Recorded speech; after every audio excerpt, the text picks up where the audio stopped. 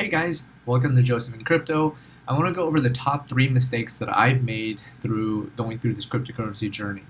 And I hope that you don't make the same mistake. If you're just getting into cryptocurrencies, I would follow these rules. They're not just my rules, they're rules that Warren Buffett has employed and etc. But these are the top 3 that I personally have made when there's a lot more rules that you need to be following. So the first one is don't go all in, especially if you're new, right? Like I put all my money I needed the next month, money I needed for my business, money I need for my daily life, and I went all in. And I got caught up in the greed, and this was around when Bitcoin was like 60,000. So it was April 2nd, and so I'm down by quite a lot. I'm down by like 70% at the time of this. And if I could redo that again, obviously I would do Warren Buffett's method, or whoever's method of dollar cost averaging, where you basically just put in every single month a set amount and be okay with it.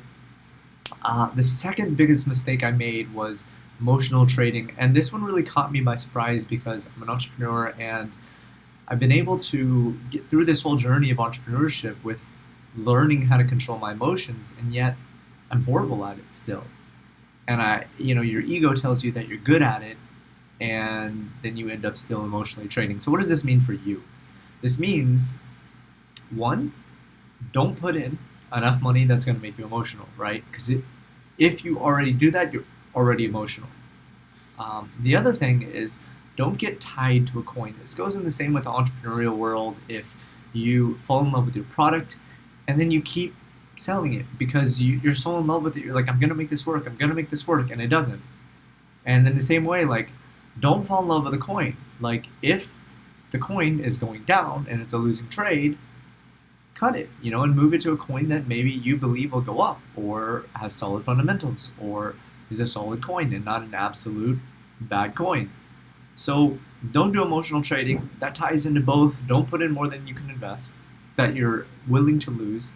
And two, don't, I'm winging this by the way, so I already forgot, but I already said that. So the last thing that I really failed at was selling too early. And I think that not many people have this mistake, but it's something I'm still working on right now, actually. So I went to the flip side where at first I sold too early. I sold Matic at like 36 cents, and obviously that went to like $2.50.